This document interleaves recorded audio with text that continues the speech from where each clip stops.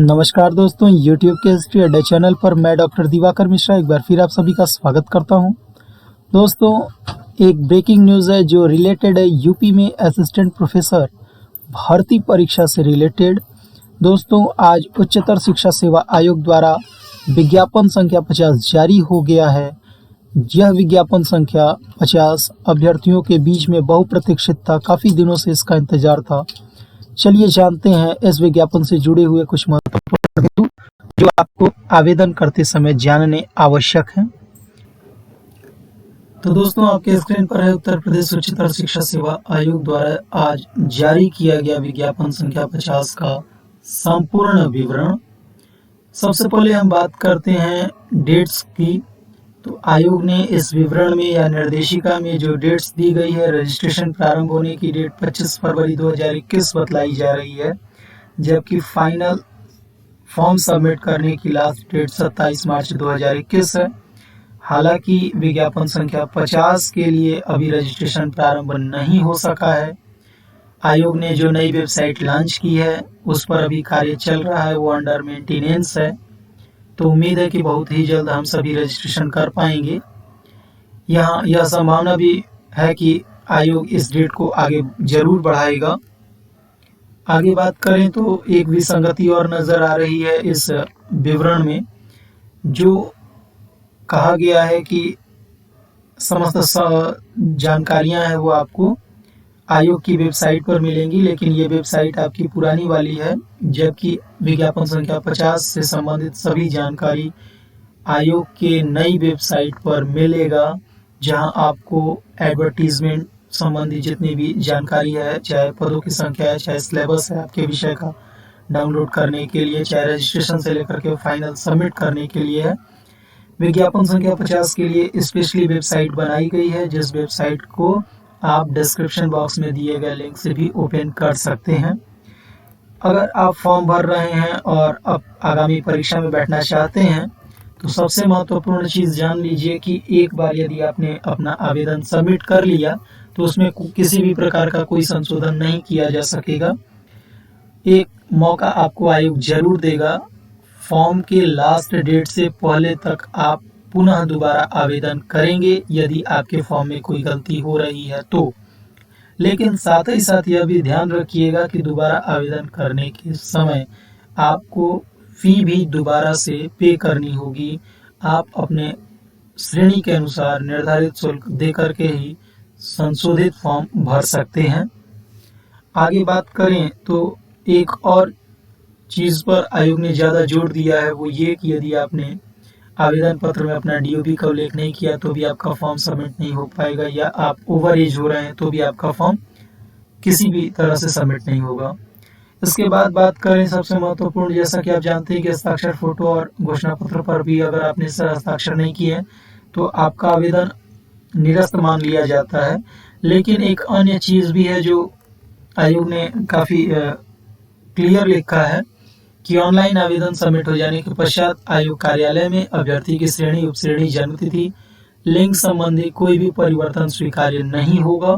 यदि आपने रजिस्ट्रेशन करते समय इस तरह की गलतियां की हैं तो फॉर्म के सबमिट हो जाने के पश्चात या डेट बीत जाने के पश्चात आयोग इस तरह के किसी भी संशोधन को स्वीकार नहीं करेगा।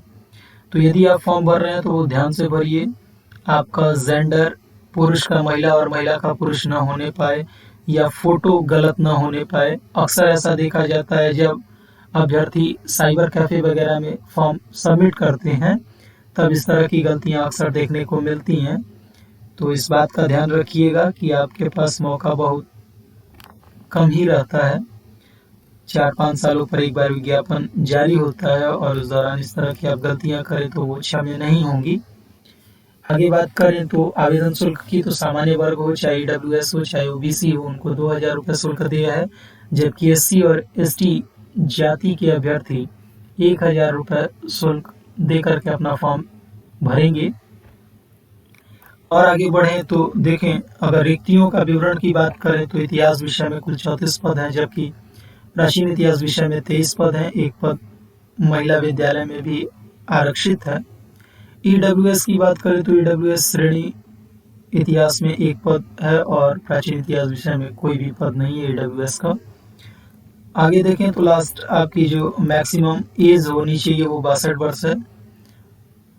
रिजर्वेशन की बात करें तो यहाँ स्पष्ट किया गया है कि उत्तर प्रदेश के जो भी आरक्षित वर्ग के अभ्यर्थी हैं, यदि वो एक से अधिक श्रेणी में अपना आरक्षण का दावा करते हैं तो उनको दोनों या तीनों में से कोई एक ही का आरक्षण का लाभ मिलेगा जो सबसे ज़्यादा हो।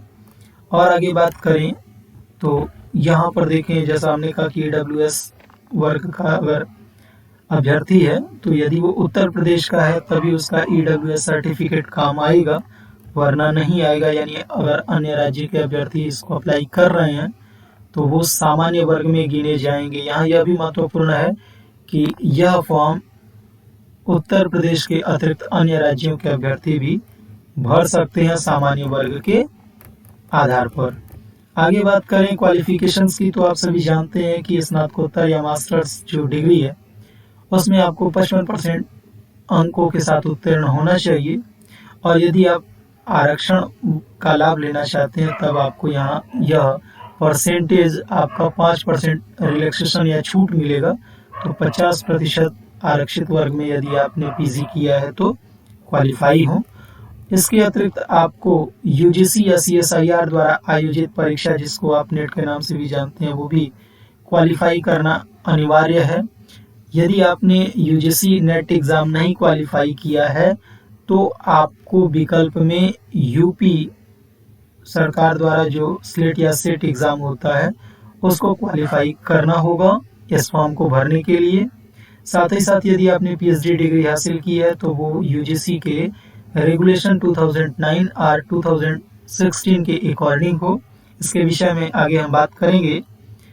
और आगे देखें तो जो सबसे महत्वपूर्ण है वो ये कि यदि आपने इतिहास या प्राचीन इतिहास विषय को अपना स्नातकोत्तर विषय बनाया है तो आप यहाँ पर एशियन कल्चर जैसे पद पर भी आवेदन कर सकते हैं, क्योंकि प्राचीन इतिहास और मध्यकालीन व आधुनिक इतिहास के अभ्यर्थियों को अलाइड सब्जेक्ट के रूप में मौका मिलेगा एशियन कल्चर में अप्लाई करने के लिए। आगे बात करें, जो आपका आवेदन है वो 3 चरणों में होगा, जिसमें पहला चरण आपका रजिस्ट्रेशन का होगा। रजिस्ट्रेशन की प्रक्रिया अभी हालांकि प्रारंभ नहीं की गई है, उम्मीद है कि कल तक ये प्रारंभ हो जाए और हमने कहा कि बहुत संभावना है कि इसकी डेट भी बढ़ेगी। तो आप धैर्य बना करके रखें, जल्दीबाजी न करें, क्योंकि सुधार नहीं हो सकेगा अगर एक बार आपने रजिस्ट्रेशन या फाइनल सबमिट कर दिया तो, या उसकी भरपाई आपको फिर दोबारा आवेदन शुल्क दे करके करना होगा, वो भी लास्ट डेट के बाद। तो किसी भी प्रकार का संशोधन स्वीकार्य नहीं है। भुगतान आपका 2 तरह से है, चाहे आप ऑनलाइन पेमेंट करें चाहे चालान के थ्रू करें। फिर आप जब पेमेंट कर लेते हैं रजिस्ट्रेशन के पश्चात तो आपका फाइनल सबमिट होता है फॉर्म। जब आप फाइनल फॉर्म सबमिट कर लेंगे तब आप ध्यान रखिएगा कि उसकी एक प्रति आप भविष्य के लिए सुरक्षित रखेंगे। हालांकि कहा यह जाता है कि कम से कम 3 प्रतियां आप उसकी सुरक्षित रखें भविष्य के लिए, क्योंकि एग्ज़ाम क्वालिफाई कर लेने के बाद साक्षात्कार के लिए आपको वो आवेदन पत्र प्रस्तुत करना होगा आयोग के कार्यालय में। और आगे बात करें तो यहाँ चयन आपका कैसे होगा यह जान लें। चयन का आधार लिखित परीक्षा और साक्षात्कार दोनों है। सबसे पहले आपको एक रिटन एग्ज़ाम देना होगा। ये रिटन एग्ज़ाम आपका 100 प्रश्नों का होगा, जिसमें 30 प्रश्न आपके सामान्य ज्ञान के होंगे, जबकि 70 प्रश्न आपके वैकल्पिक विषय के होंगे। ये परीक्षा आपकी कुल 200 अंकों की होगी। इसके साथ साथ यह भी आपको बता दें कि इस लिखित परीक्षा में किसी भी प्रकार का कोई भी माइनस मार्किंग या ऋणात्मक अंकन नहीं है।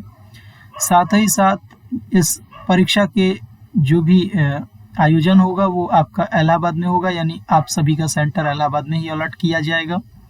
और परीक्षा से रिलेटेड या साक्षात्कार से रिलेटेड जितनी भी जानकारियां हैं वो आपको मोबाइल, SMS, ईमेल और समाचार पत्र या वेबसाइट इत्यादि के माध्यम से आयोग देगा।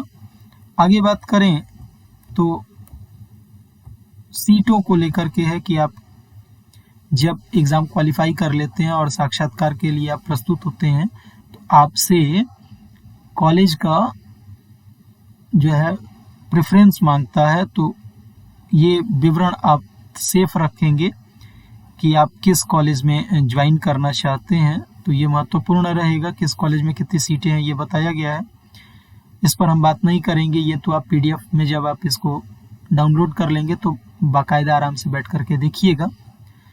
अभी रजिस्ट्रेशन प्रारंभ होगा, इसकी सूचना भी आपको बहुत जल्द हिस्ट्री अड्डा चैनल आपको देगा।